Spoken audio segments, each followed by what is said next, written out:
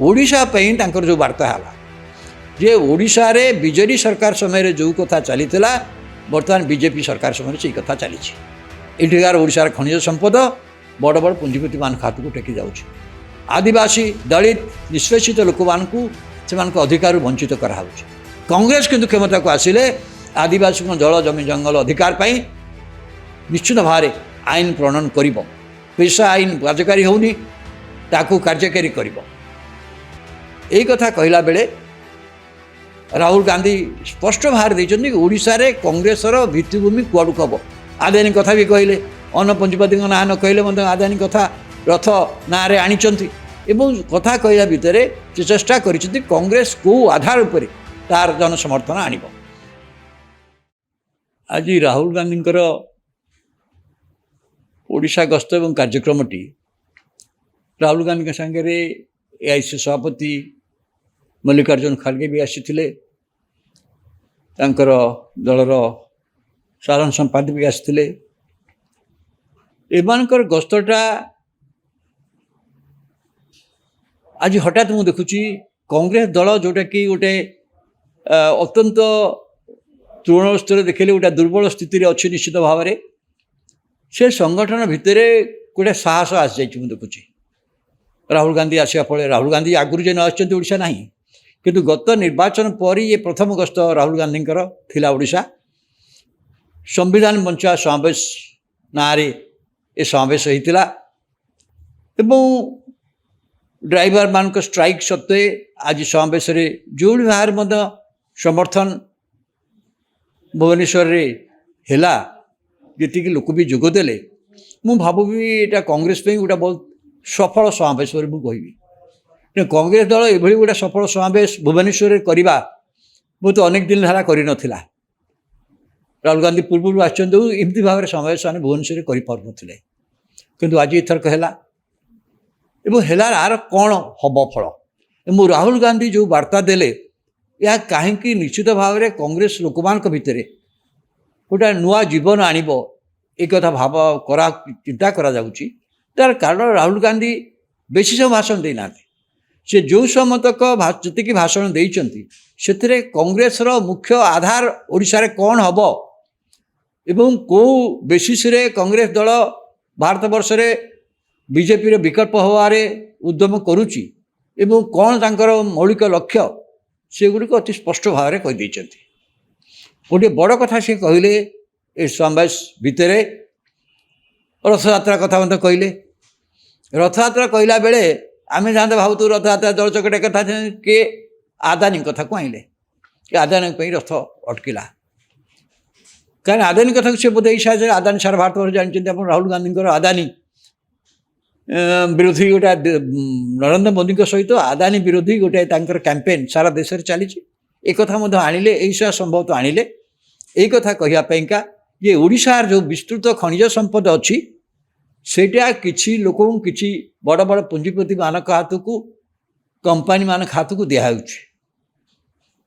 गत बीजेडी सरकार से कार्य करुला बर्तमान बीजेपी सरकार ताकू त्वरान्वित कला बेले कौन होची ना ओडिशार जो माने प्रकृत आदिवासी माने से माने जमी हराउछन्ति जंगल हराउछन्ति जल भी हराउछन्ति जमी जंगल जल जोड़ा आदिवासी मानकर अधिकार अच्छी कांग्रेस दल से आईन करथिला फॉरेस्ट एक्ट आईन करथिला पेशा आईन होता किंतु ओडिशा से कार्यकारी होउनी आदिवासी मैंने जमी पाऊना पेशा आईन कार्यकारी होउनी ए संक्रांत रे कहला बेलू ओडिशा रे बड़ ओडिशार खनिज संपद किपरि मुष्टिम 5-6 बड़ बड़ कंपानी मान हाथ को दि जाउची गरीब ओडिशार संपत्ति प्रकृत में धनी लोक मान बाहर धनी लोक मान टेकी दि जाउची से संक्रांत रे आनिले एवं या कहवा सहित आ फल ओडिशार आदिवासी मान से जमी हराउछन्ति जंगल हराउछन्ति जल संपद भी हराउछन्ति परिवेश प्रति विपद सृष्टि होइछि या कहवा भितर से कथा कहले को चेष्टा कले ये ओडिशा रे कांग्रेस दल बा जातीय स्तर रे कांग्रेस दल जाति जनगणना कहूँ ऐसा जाति जनगणना कहूँ ओडिशा रे प्रत्येक लोक मानकर सी दलित आदिवासी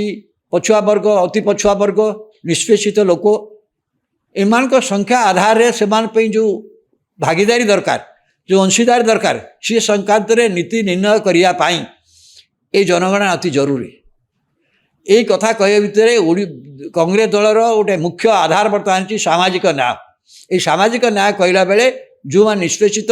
वंचित श्रेणी से को दल आड़ को आकृष्ट करने से आज अनेक कथा कहते एवं एक भाषण प्रसंग में देखिए एक से कहते जे सभा को भंडुल करदेप भी जो ड्राइवर आंदोलन को आम समर्थन करुचु ये ड्राइवर का आंदोलन प्रति कांग्रेस समर्थन अच्छी किंतु ड्राइवर आंदोलन जरिए कांग्रेस सभा मध्य भंडुल होवार उद्यम होता किंतु ता सत्वे कांग्रेस सभा है कारण ड्राइवर मैंने गोटे कौन प्रकार आज पहुँचले भी कौन मुझर बुझाणा है आज कि समावेश मोटामोटी भाव कहि भल होती कांग्रेस जो आम आशा करूँ से भाव में कांग्रेस ये समावेश सफलता पाई। यही समावेश मंडल आप देखिए जे कांग्रेस सभापति जी आसते मल्लिकार्जुन खड़गे सी बुटी गोटी कर कहले ओडिशा रे कांग्रेस दल कांग्रेस ओडिशा प्रति कांग्रेस दलर नजर सब रही कहीकि से हीराकुद पारादीप ठू आरंभ करी एम्स ठू आरंभ करी जेते जेते राउरकेला स्टील प्लांट ठू आरंभ करी जेते जेते बड़ प्रतिष्ठान बड़ बड़ कार्यक्रम ओडिशा रे होईची नालको ठू आरंभ करी एगुड़ा सबुजाक करिबारे कांग्रेस भूमिका कथा मैंने कहले कांग्रेस सब चाहूँगी ये संप्रदाय को हो यही कथा कहला भितर उभय नेता राहुल गांधी आउ मल्लिकार्जुन खड़गे निर्वाचन कमिशन किपरि आचरण करुच्ची महाराष्ट्र किपरि भाव में निर्वाचन फ्रॉड है से कथा कही बिहार में भोट चोरी पे उद्यम होउची बिहार बर्तमान special intensive electoral roll revision रो जो व्यवस्था चली से लोक मान किपरि भाव में गरीब निष्पेषित पछुआ लोक मार्जिनाइज लोक आंक भितर केमती भोट रु से माने अंशीदार नहीं पारे भोट तालिका स्थान न पाइबे से विभिन्न प्रकार कौशल करा कथा कहले जो कथा आ भितर सुप्रीमकोर्ट यह सब संक्रांत प्रश्न उठे सुप्रीमकोर्ट कहीदे जो जो आधार होती सुप्रीमकोर्ट कहला भावुँ एक कथार आतेटा राजन दल मैंने कहला बेले भाविया उचित सुप्रीमकोर्ट कही जे निर्वाचन कमिशन रो नागरिक भोट अधिकार बा भोट नागरिकत्व दबार अधिकार कौन ना इलेक्शन कमिशन कर ना जदिव नागरिक माने भोट दे पारे किंतु नागरिकत्व निष्पत्ति करने अधिकार केवल केंद्र स्वराष्ट्र मंत्रालय रही निर्वाचन कमिशन से दायित्व नुह निर्वाचन कमिशन भोटर तालिकार केते अधिक लोक को संपृक्त करने निज मान योग्य से उद्यम करने दरकार एवं उद्यम कला बेले निश्चित भाव में किपरि भाव में इनक्लूसन हो पारे से करेंगे एभली व्यवस्था करने उचित नुह जो थी से काटिद यही सब कथा मत आज राहुल गांधी भाषण कहले खड़गे कहले किंतु सेटा जिते बड़ कथा नुह ओडिशा जो वार्ता है जे ओडिशा रे बीजेडी सरकार समय जो कथा चली बर्तमान बीजेपी सरकार समय से कथा चली एठार ओडिशार खनिज संपद बड़ बड़ पुंजीपति मान हाथ को टेकी जाऊँ आदिवासी दलित निष्पेषित लोक मानू से अधिकार वंचित कराऊ कांग्रेस किंतु क्षमता को आसिले आदिवासी जल जमी जंगल अधिकार पाई निश्चित भाव आईन प्रणयन कर पेशा आईन कार्यकारी होनी ताकू कार्यकारी कर यही कथा कहला बेले राहुल गांधी स्पष्ट भाव देते ओडिशा रे कांग्रेसर भित्तिभूमि कुआड़ू कब आदानी कथा भी कहले अन्न पंजीपति ना न कहले आदानी कथा रथ ना आनी एवं कथा कहला भितर से चेष्टा कर कांग्रेस कौ आधार उपर तार जनसमर्थन आण जदिव कांग्रेसर जनसमर्थन से भल भाव जानते ओडिशा कांग्रेस जनसमर्थन गत निर्वाचन 13% को आसी से 13% केते बाट आगु जो 14 जन विधायक निर्वाचित होती किंतु कांग्रेस भोट आधार यथेष्ट कमी जाए भोट आधार को आने यही परिप्रेक्षी आज देखिए राहुल गांधी भाषण में सी राज्य कांग्रेस बा मोहन माझी को कौन से आक्रमण करना देखिए आप मोहन माझी को सीधा सर भाव कौन से आक्रमण करना आपण भाषण में देखिए सी बीजेपी बा केंद्र सरकार नीति ताकू करिसेंती गत बीजेडी सरकार नीति जो पुंजीपति मान साहाय्य करने नीति सेटा को कहते ଆପଣ ଦେଖିବେ ଏପରିକି ଆପଣ ଦେଖିବେ ତାଙ୍କ ଭାଷଣରେ ଯଦି ପୂର୍ବ ବିଜେଡି ସରକାର ବିଷୟରେ କହିଛନ୍ତି କିନ୍ତୁ ନବୀନ ପଟ୍ଟନାୟକ କୌଣସି ଆକ୍ରମଣ କରିନାହାନ୍ତି କି ମୋହନ ମାଝୀଙ୍କ ଉପରେ କୌଣସି ଆକ୍ରମଣ କରିନାହାନ୍ତି। ଅବଶ୍ୟ ଜଣେ ଜାତୀୟ ସ୍ତରର ନେତା, କିନ୍ତୁ ଅନ୍ୟ ଜାଗାରେ ରାଜ୍ୟସ୍ତରୀୟ ମଧ୍ୟ ଯେଉଁଠି ତାଙ୍କର ଦରକାର ପଡ଼ୁଛି ରାଜ୍ୟ ନେତାମାନଙ୍କ ବିରୁଦ୍ଧରେ ମଧ୍ୟ କହୁଛନ୍ତି, କିନ୍ତୁ ଓଡ଼ିଶାରେ ନା ମୁଖ୍ୟମନ୍ତ୍ରୀଙ୍କ ବିରୁଦ୍ଧରେ ସେ କିଛି କହିଛନ୍ତି ନା ସିଧାସଳଖ ଭାବରେ ନବୀନ ପଟ୍ଟନାୟକଙ୍କ ନାଁ ଧରି କିଛି କହିଛନ୍ତି। କିନ୍ତୁ ଉଭୟ ସରକାରର ନୀତି ଗୋଟିଏ ଏବଂ ଗୋଟିଏ ନୀତିରେ କାମ କରୁଛନ୍ତି। ଓଡ଼ିଶାର ଖଣିଜ ସମ୍ପଦ ବଡ଼ ବଡ଼ ପୁଞ୍ଜିପତିଙ୍କୁ ଦେଇଦେବା ପାଇଁ ଜୋରସୋର ଉଦ୍ୟମ କରୁଛନ୍ତି। ଏଥିରେ ଓଡ଼ିଶାର ଆଦିବାସୀ, ଦଳିତ, ପଛୁଆ ଲୋକ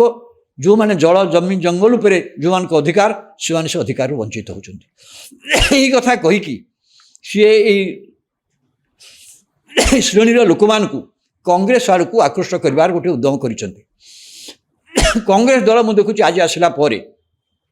ମୁଁ ଦେଖୁଛି କଂଗ୍ରେସ ଦଳରେ ଅଧିକାଂଶ କଂଗ୍ରେସ ନେତାମାନଙ୍କ ଭିତରେ ଗୋଟେ ଜୀବନ ଆସିଲା ଭଳି ଲାଗୁଛି। ଓଡ଼ିଶାରେ କଂଗ୍ରେସ ସବୁଠୁ ବଡ଼ ଦୁର୍ବଳତା ହେଉଛି ଓଡ଼ିଶାରେ କଂଗ୍ରେସ ଦଳ ଭିତରେ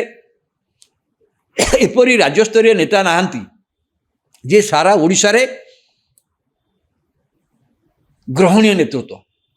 ଜାନକୀବଲ୍ଲଭ ପଟ୍ଟନାୟକ ପରେ ସାରା ଓଡ଼ିଶାରେ ଗୋଟେ ଗ୍ରହଣୀୟ ନେତୃତ୍ୱ କଂଗ୍ରେସରେ ନାହିଁ। ଭକ୍ତଚରଣ ସଭାପତି ହୋଇଛନ୍ତି, କିନ୍ତୁ ଦଳରେ ଆଉ କିଛି ମଧ୍ୟ ନେତା ଅଛନ୍ତି ଯେଉଁମାନେ ଗୋଷ୍ଠୀ ବିବାଦ ମଧ୍ୟ ଲିପ୍ତ ଅଛନ୍ତି। ଏକଥା ମଧ୍ୟ ରାହୁଲ ଗାନ୍ଧୀ ଜାଣିଛନ୍ତି। କିନ୍ତୁ ରାହୁଲ ଗାନ୍ଧୀ ଆସିବା ଫଳରେ ଆପଣ ଦେଖିବେ ସବୁ ନେତା ଏକାଠି ହୋଇଛନ୍ତି। ରାହୁଲ ଗାନ୍ଧୀ କେବଳ ଏଇ ଥରରେ ହେବନି,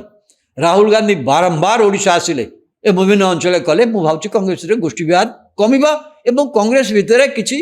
ନେତୃତ୍ୱ ସୃଷ୍ଟି ହେବ। କାରଣ କଂଗ୍ରେସ ରାଜ୍ୟରେ ସବୁଠୁ ବଡ଼ କଥା ହେଉଛି ଗୋଟେ ଗ୍ରହଣ, ଯେମିତି କର୍ଣ୍ଣାଟକରେ ରାଜ୍ୟ ସ୍ତରରେ କଂଗ୍ରେସର ଯେଉଁ ନେତୃତ୍ୱ ଅଛି, ସେ ମୁଖ୍ୟମନ୍ତ୍ରୀ ସୀତାରାମ ହୁଅନ୍ତୁ, ଉପମୁଖ୍ୟମନ୍ତ୍ରୀ ଡି ଶିବକୁମାର ହୁଅନ୍ତୁ, ଖାଡ଼ଗେ ସାହେବ ଅଛନ୍ତି, ଅନ୍ୟାନ୍ୟ ବହୁ ନେତା ଅଛନ୍ତି ଯେଉଁମାନେ ଏପରି ରାଜ୍ୟସ୍ତରୀୟ ନେତା ସେଠି କେନ୍ଦ୍ରୀୟ ନେତୃତ୍ୱର ସାହାଯ୍ୟ ବିନା ମଧ୍ୟ ସେମାନେ ଦଳକୁ ବଞ୍ଚେଇ ରଖିପାରିବେ। କିନ୍ତୁ ଓଡ଼ିଶାରେ ସେ କଥା ହେଇନି। ଇଭିନ୍ ତେଲେଙ୍ଗାନାରେ ମଧ୍ୟ ସେଇ ପୃଷ୍ଠଭୂମି ହେଇଗଲାଣି। ତେଲେଙ୍ଗାନା ମୁଖ୍ୟମନ୍ତ୍ରୀ ମଧ୍ୟ ନିଜକୁ ପ୍ରତିଷ୍ଠିତ କରିସାରିଲେଣି, କିନ୍ତୁ ଓଡ଼ିଶାରେ ସେ କଥା ହେଇନି। ତେଣୁ ରାହୁଲ ଗାନ୍ଧୀ ବାରମ୍ବାର ଓଡ଼ିଶା ଆସିଲେ ହିଁ ତାଙ୍କର ଆସିବା ଫଳରେ ନୂଆ ଜୀବନ କଂଗ୍ରେସ ପାଇଛି। କିନ୍ତୁ ରାହୁଲ ଗାନ୍ଧୀଙ୍କ ପୂର୍ବରୁ ଏହି ଭାବମୂର୍ତ୍ତି ନଥିଲା। ରାହୁଲ ଗାନ୍ଧୀଙ୍କର ନୂଆ ଭାବମୂର୍ତ୍ତି ଗତ ନିର୍ବାଚନ ପୂର୍ବରୁ ଯେଉଁ ସମ୍ବିଧାନ ବଞ୍ଚାଇବା ପାଇଁ ସେ ଅଭିଯାନ କଲେ, ଯେଉଁ ଅଭିଯାନ ଫଳରେ ଜାତୀୟ ସ୍ତରରେ ପ୍ରଥମ ଥର ପାଇଁ 2014-2019ରେ ବିଜେପି ଏକାକୀ ସଂଖ୍ୟାଗରିଷ୍ଠ ସରକାର କରୁଥିଲେ ମଧ୍ୟ ଏଥର ତା ହେଲା ନାହିଁ। ବିଜେପିର ସଂଖ୍ୟାଗରିଷ୍ଠତା କମିକି 2040କୁ ଆସିଗଲା। ଏବଂ ଓଡ଼ିଶା ହେଉଛି ଗୋଟିଏ ରାଜ୍ୟ ଯେଉଁ ରାଜ୍ୟର ବିଜେପି ସମର୍ଥନ ଯୋଗୁଁ ମୁଁ ଭାବୁଛି ଏନ୍ଡିଏ ସରକାର ସୁବିଧା ହେଲା। ଏକଥାକୁ ମଧ୍ୟ ଜାଣିଛନ୍ତି। ତେଣୁ ତାଙ୍କର ଯେଉଁ ଟାର୍ଗେଟ୍ ଆଜି କରିଛନ୍ତି ସିଏ ଆପଣ ଦେଖିବେ ରାହୁଲ ଗାନ୍ଧୀ ସିଏ ରାଜ୍ୟସ୍ତରୀୟ ବିଜେପି ନେତାମାନଙ୍କୁ, ରାଜ୍ୟ ସରକାରଙ୍କୁ, ବିଜେପି ସରକାରଙ୍କୁ ମୋହନ ମାଝୀଙ୍କ ବିରୁଦ୍ଧରେ କୌଣସି ସିଧାସଳଖ ସମାଲୋଚନା କରିନାହାନ୍ତି। ଇଭିନ୍ ନବୀନ ପଟ୍ଟନାୟକ ମଧ୍ୟ ବ୍ୟକ୍ତିଗତ ଭାବରେ କୌଣସି ସମାଲୋଚନା ନ କରିକି କଂଗ୍ରେସର କେଉଁ ଆଦର୍ଶ ଭିତରେ, କେଉଁ ବିଚାର ଭିତରେ କଂଗ୍ରେସ କେଉଁ ଶ୍ରେଣୀର ଲୋକମାନଙ୍କୁ ସଂଗଠିତ କରିବା ଦରକାର ତାର ଗୋଟେ ପୃଷ୍ଠଭୂମି ଦେଇଛନ୍ତି। ଯେହେତୁ ସେହି ଶ୍ରେଣୀର ଲୋକମାନଙ୍କ ସଂଖ୍ୟା ଓଡ଼ିଶାରେ ଖୁବ୍ ଅଧିକ, ଦଳିତ ଆଦିବାସୀମାନଙ୍କ ସଂଖ୍ୟା 40%, ପଛୁଆ ବର୍ଗ ଏମାନଙ୍କୁ ମିଶାଇ ପ୍ରାୟ 90% ଲୋକ ସଂଖ୍ୟାଲଘୁମାନଙ୍କ ଅଛି। ତେଣୁ ଓଡ଼ିଶାର ଗୋଟେ ବିରାଟ ଭାଗରେ ଏଇ ଜନସାଧାରଣ ଯେଉଁମାନେ ନିଷ୍ପେଷିତ ବଞ୍ଚିତ ଶ୍ରେଣୀ, ସେଇମାନଙ୍କୁ ଟାର୍ଗେଟ୍ କରିକି ସେ ଆଜି କଥା କହିଛନ୍ତି। ଏବଂ ଓଡ଼ିଶାରେ ଯଦି ତାଙ୍କ କଥା ଲୋକ ନିକଟରେ ପହଞ୍ଚେ, ଆଜି ପ୍ରଥମ ଥର ପାଇଁ ଆସିଛନ୍ତି ଏବଂ ଏଇଭଳି ଭାବରେ ବାରମ୍ବାର ଆସିଲେ, କାରଣ ତଳ ସ୍ତରରେ ପହଞ୍ଚିବା ପାଇଁ ତୃଣ ସ୍ତରରେ ଯେଉଁ ସଂଗଠନ ଭିତ୍ତିଭୂମି କଂଗ୍ରେସର ଅନେକ ସ୍ଥାନରେ ନାହିଁ, ଲୋକ ନିକଟରେ ପହଞ୍ଚେଇବ କିଏ? ତେଣୁ ସେଇ ଦୃଷ୍ଟିରୁ ଯଦି ଏଇ ତାଙ୍କର ଆସିବା ଫଳରେ ଯଦି ନୂଆ ଲୋକ କଂଗ୍ରେସ ଭିତରକୁ ଆସନ୍ତି ତାହେଲେ ଗୋଟାଏ ନୂଆ ସମ୍ଭାବନା ସୃଷ୍ଟି ହେବ ଏବଂ ନୂଆ ଲୋକ କଂଗ୍ରେସ ଭିତରକୁ ଆସିବା ଦରକାର, ତୃଣ ସ୍ତରରେ ଆସିବା ଦରକାର। କଂଗ୍ରେସ ସହିତ ଯେଉଁ ପରିବାରମାନେ ବିଭିନ୍ନ ଅଞ୍ଚଳ ଥିଲେ ସେ ନେତାମାନଙ୍କର ସେହି ପରିବାର ପାଖରେ ବର୍ତ୍ତମାନ ରାଜ୍ୟ କଂଗ୍ରେସ ନେତୃତ୍ୱ, କଂଗ୍ରେସ ନେତା କିପରି ଭାବରେ ପହଞ୍ଚି ପାରୁଛନ୍ତି ସେଇଟା ବଡ଼ କଥା। ତାହେଲେ କଂଗ୍ରେସର ତୃଣ ସ୍ତରରେ ସ୍ଥିତି ହେଲେ ତ ରାହୁଲ ଗାନ୍ଧୀଙ୍କ ଏହି ବାର୍ତ୍ତା ଯିବ। ତେଣୁ କିନ୍ତୁ ରାହୁଲ ଗାନ୍ଧୀ ତାଙ୍କର ପ୍ରଥମ ପାହାଚଟି ଆଜି ବଢ଼ିଆ ସୁନ୍ଦର ଭାବରେ ଉପସ୍ଥାପିତ କରିଦେଇ ଯାଇଛନ୍ତି, ଯେଉଁଟା ମୁଁ ଭାବୁଛି କଂଗ୍ରେସକୁ କିଛି ଶକ୍ତି ନିଶ୍ଚୟ ଯୋଗାଇବ।